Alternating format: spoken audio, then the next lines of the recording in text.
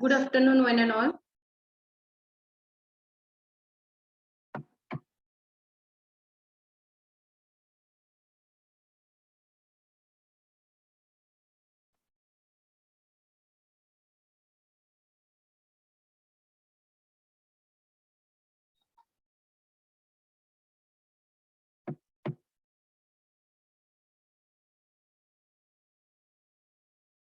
Good afternoon, one and all. In last lecture, we have seen the types of plate boundaries, and from that we have seen the different types of the plate boundaries. That is a convergent boundary, divergent boundary, and third one is the transform boundary. Okay, what differences we have seen? We have seen the differences are when the two boundaries, plate boundaries, which are moving towards each other, then such a boundaries are known as a convergent boundary. And what is the divergent boundary? Divergent boundary is nothing but whenever these two boundaries are moving away from each other, then such a boundaries are known as a divergent boundary. And what is the transform boundary? The two boundaries who are moving side by side. Okay, that is the difference between these three types of the boundaries. That part we have completed. Now we'll move towards the next point. So what is the rock fault and what is the different types of the earthquakes? That point we will see here.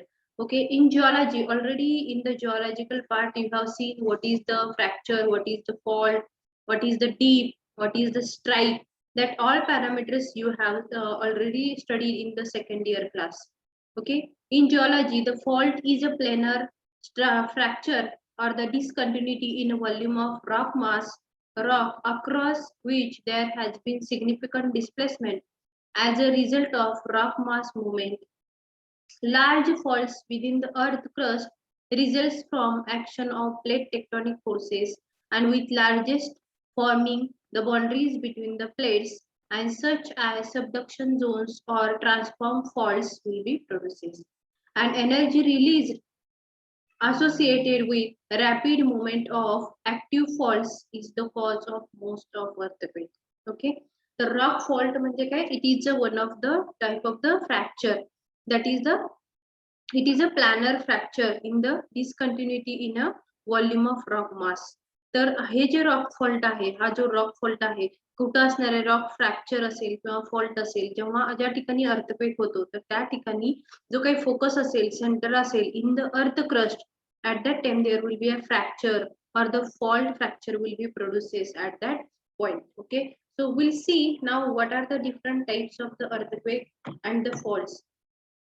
So first one is the interplate earthquake and second one is the intraplate earthquake. So what is the interplate earthquake? The interplate earthquake is nothing but most earthquakes in the world occur along the boundaries of the tectonic plates are called as an interplate earthquake. There is a, as I mentioned, inter and intra, there is a very big difference. You can understand here because this enter is nothing but the earthquake which is occur along the plate boundaries. Okay, along the plate boundaries of a tectonic plates. So that is the difference and called as a interplate earthquake. And if we see this intraplate earthquake, so what is the difference here? That intra word indicates it is away from the boundaries, but it is not like that. Okay, so it is the within the plate itself and away from the plate boundaries. Intra, it's out. It is a within the plate itself. Okay, within the plate itself and away from the plate boundary. That is the earthquake which is occurring in the Latur district 1993. Okay, that is the intraplate earthquake. So in this way, there are different types of the earthquake. One is the inter and second one is the intra. Inter is nothing but along the boundaries of the tectonic place and intra is nothing but within the plate itself but away from the plate boundaries. So that is the difference you have to be understood. Okay, and some of the MCQ will be asked on this question because intra is nothing but it is along the plate boundaries, away from the plate boundaries and within the plate itself. Likewise, options will be given to you and based on this you have to give the answer. Okay, in both types of earthquake sleep is generated. Okay, intra or interplate earthquake, there are the sleep is generated, strike is generated, fault rupture will be over there. Okay, horizontal and vertical sleep will be produces over there. Okay, so these are the various types of the slip, fault, fracture which produces at the time of the earthquake. Okay, so here I am requesting you, all of you, please write down these types of earthquake. Write down interplate earthquake, interplate earthquake, interplate earthquake. Most earthquakes in the world, most earthquakes in the world, most earthquakes in the world, most earthquakes in the world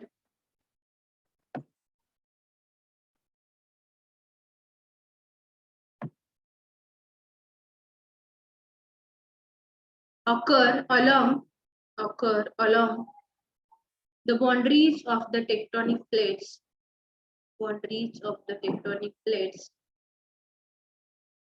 and are called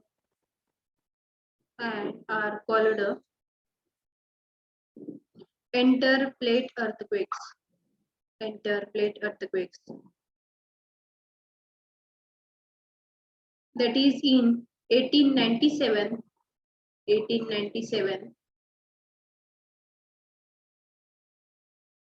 Assam earthquake, Assam earthquake. Below this, write down intraplate earthquake.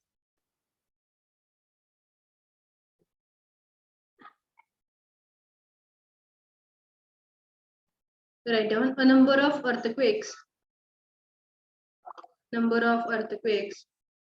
also occur within the plate itself, within the plate itself, away from the plate boundaries, away from the plate boundaries, away from the plate boundaries. That is 1993 Latur earthquake, Latur earthquake. These are called as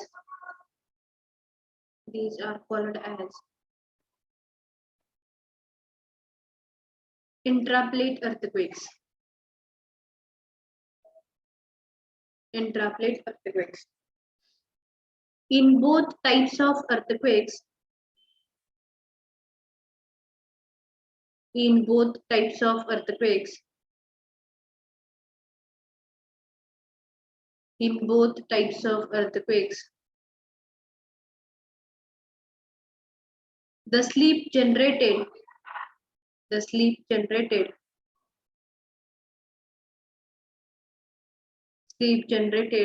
at the fault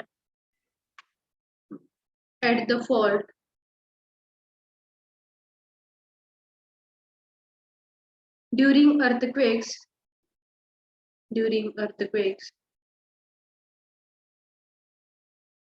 is along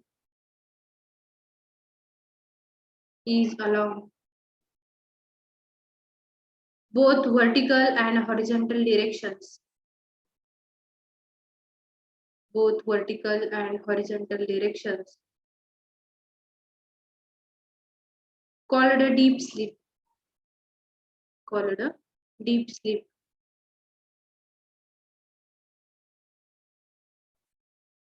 And lateral directions,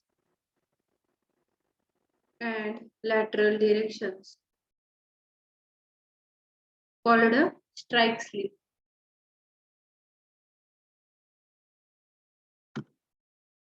Okay, now we'll move towards the next point, that is the terminology of earthquake. Okay, first you see the figure number 1. Okay, basic terminology, that word is written over there. So you see what are the terminology over here. First one is the focus, that red color is shown here with respect to fracture, that is the fault rupture is over there, and the focus is also shown. And above the focus, the point which is comes on the ground surface, that point is nothing but epicenter, and the distance between these two is shown as the focal depth. Okay, and the distance between this epicenter to the place of interest is nothing but the epicentral distance. Okay, So terminology of earthquake. In this terminology, there are the various parameters will come. One is the focus, second one is the focal depth, third one is the fault rupture, next one is the epicenter, and last one is the epicentral distance.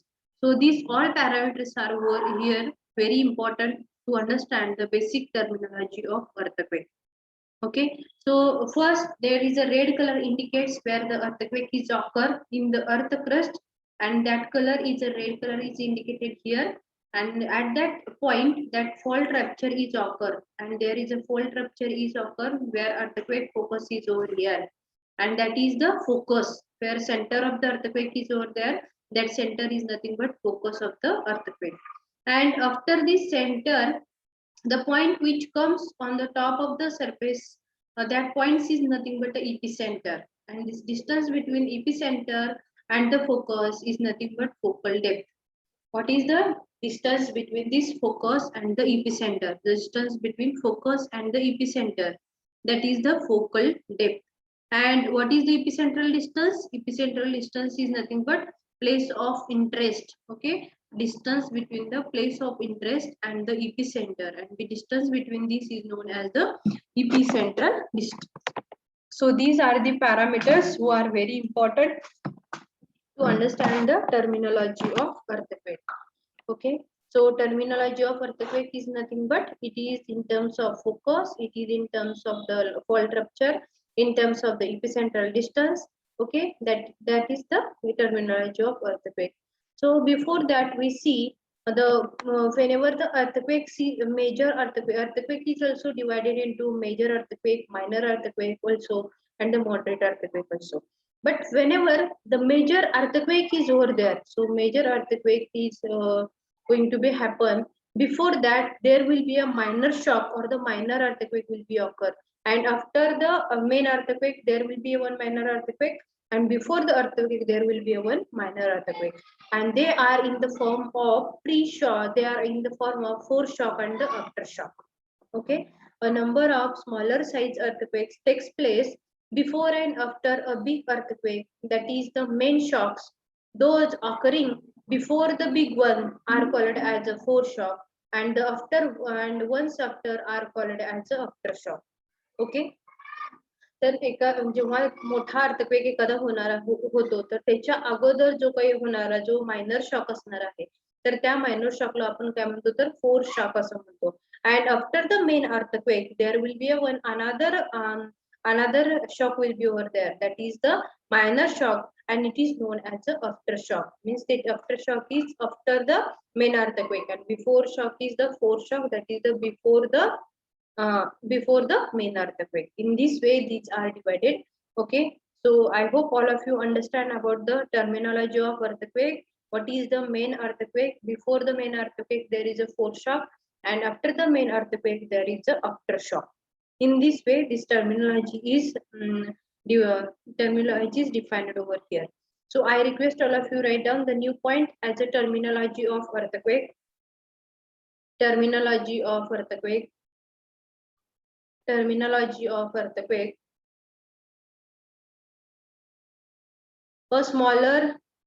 A number of smaller size earthquakes. A number of smaller size earthquakes takes place. A number of smaller size of earthquakes takes place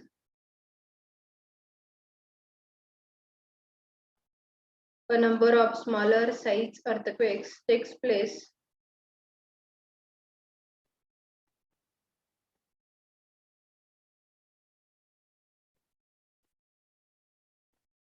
before and after a big earthquake. Before and after a big earthquake.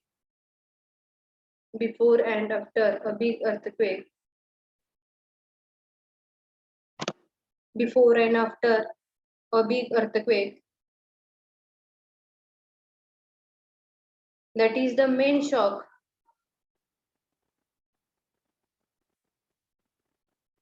That is the main shock.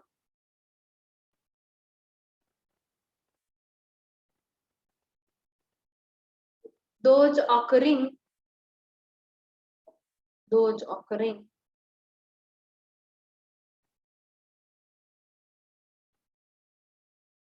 before the big one, are called foreshock,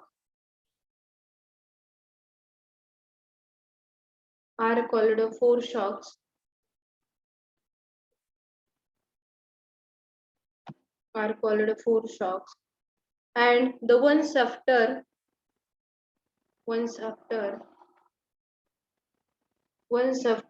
are called aftershocks. Ones after are called as a aftershock. So all of you draw this diagram in your notebook for understanding of terminology of earthquake.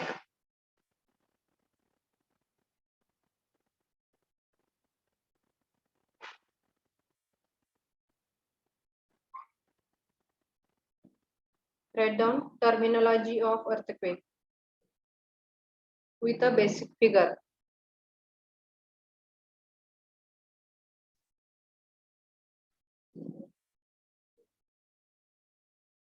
Draw this diagram fast by showing all the components.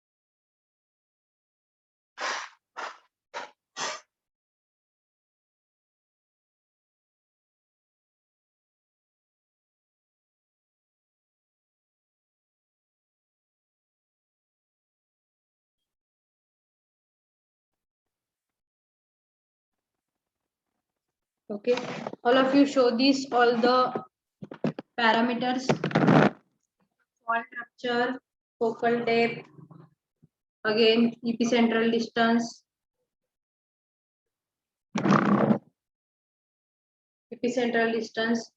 place of interest.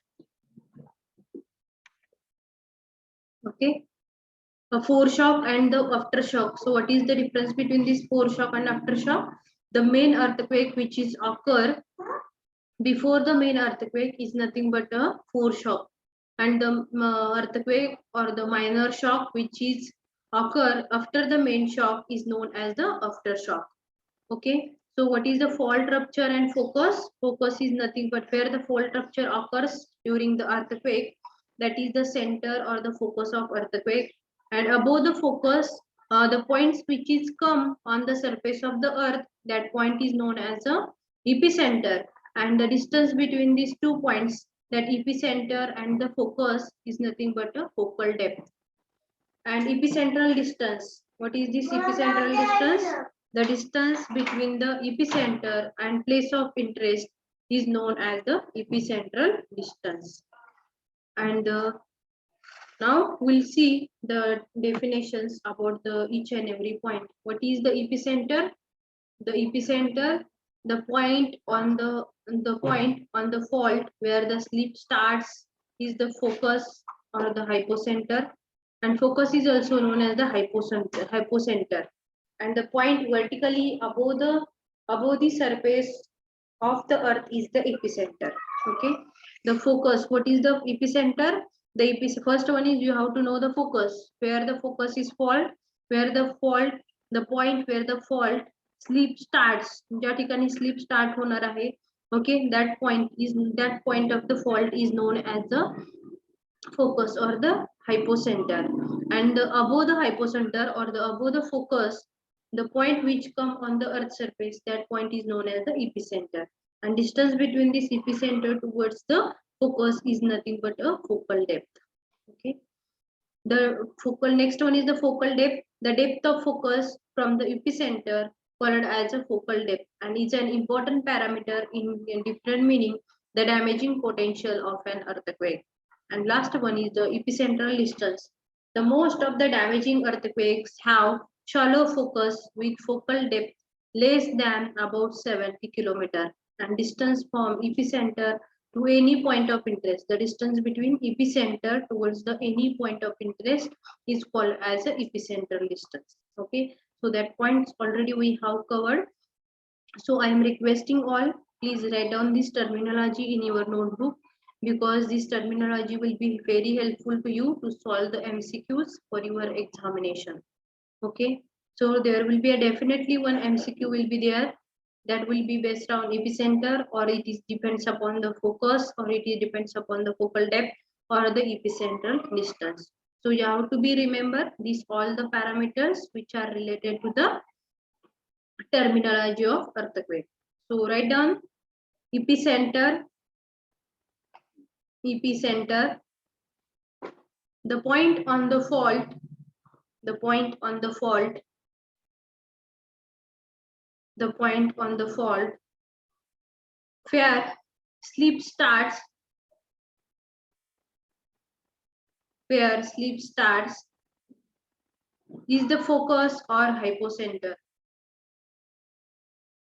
Starts is the focus or hypocenter.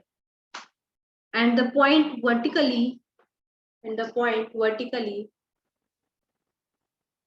the point vertically, the point vertically above these on the surface of earth, above these on the surface of earth, above these on the surface of earth is the epicenter, is the epicenter, is the epicenter. Below this write down focal depth. So focal depth,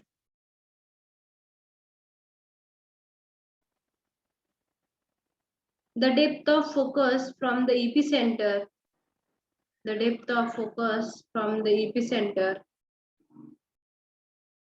called as focal depth, called as focal depth, focal depth,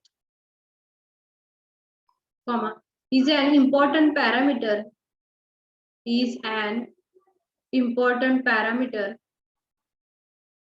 important parameter in determining, in determining the damaging potential, damaging potential, damaging potential of an earthquake, damaging potential of an earthquake. Below this write down epicentral distance, epicentral distance.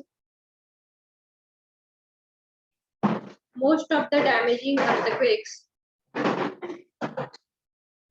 of the damaging earthquakes have shallow focus,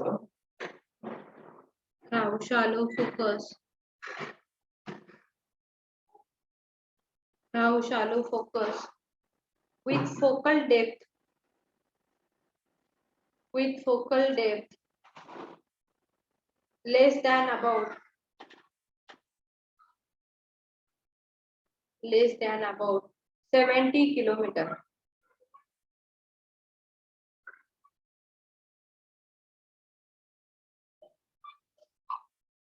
less than about 70 kilometer. Full stop.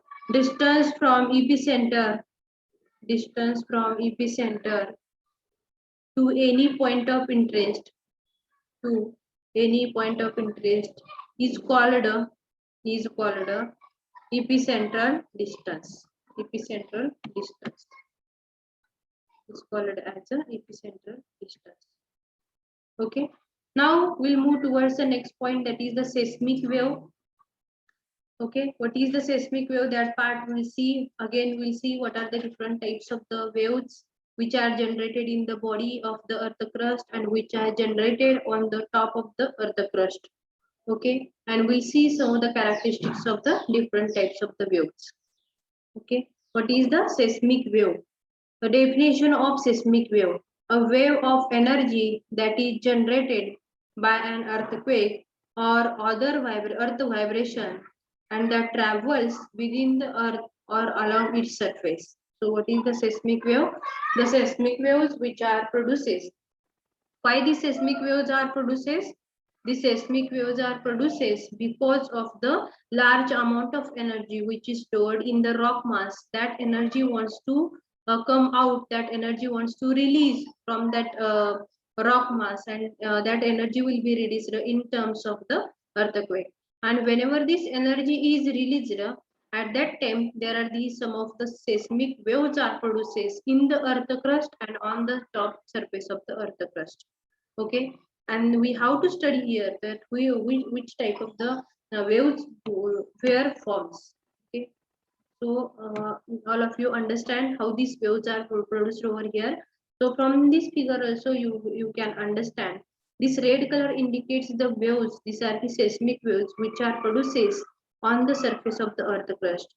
That red color indicates the earthquake where this fault rupture, where is the slip is occurred, and in that slip fault, because of this fault rupture earthquake, whatever the energy over there, that energy will be uh, released in terms of the earthquake, and because of this energy realization there are the seismic waves are produces, and some of the waves are produces in the body waves, and some of the waves are produces on the surface of the waves, a surface on the surface of the earth.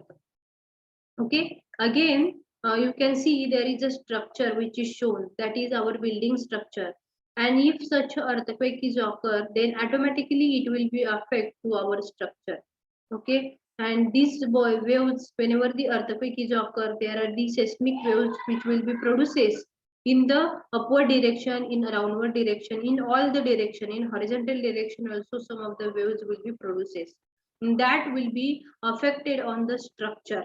Okay, and we'll see what are the different types of the waves and what their characteristics are there. Okay, large strain energy released during an earthquake travels as seismic waves in all directions through the earth layers, reflecting and reflecting at each interface.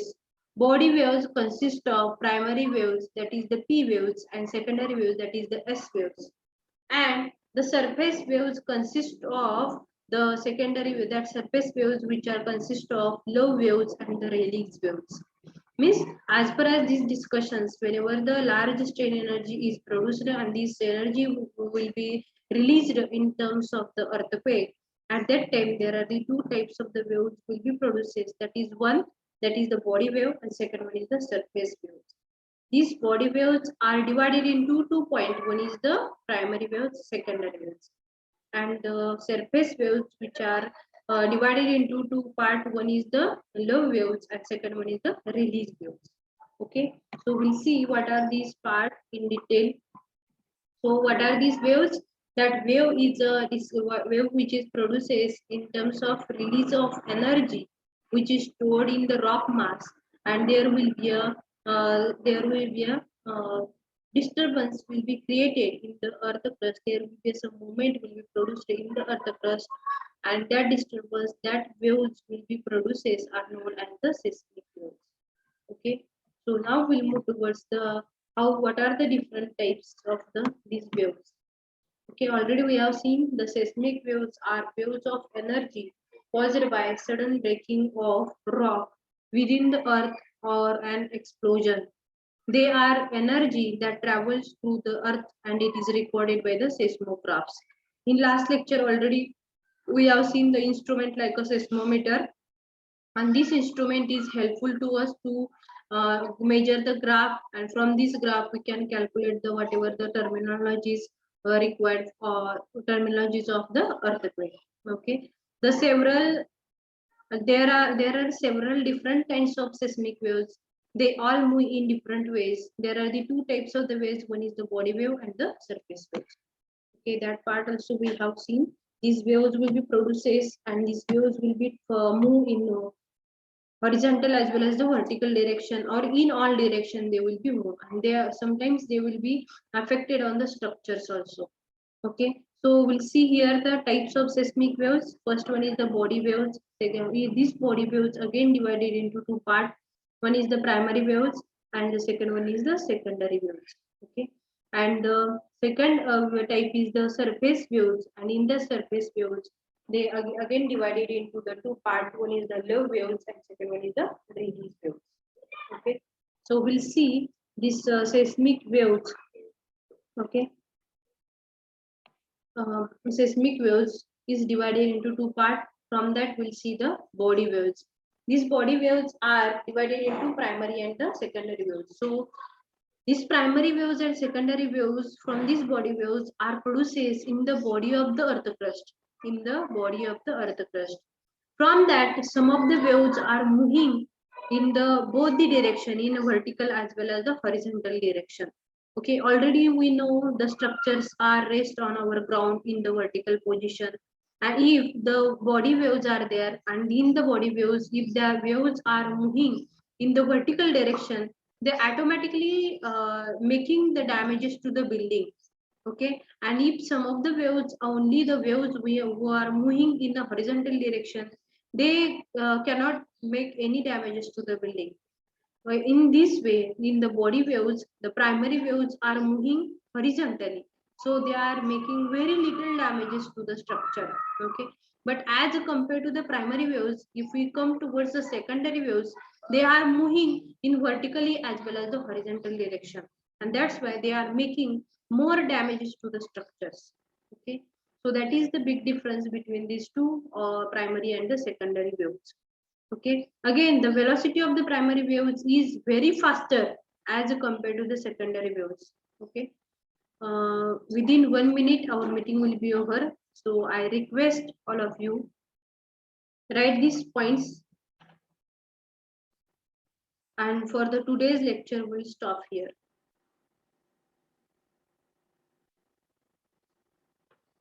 Thank you all.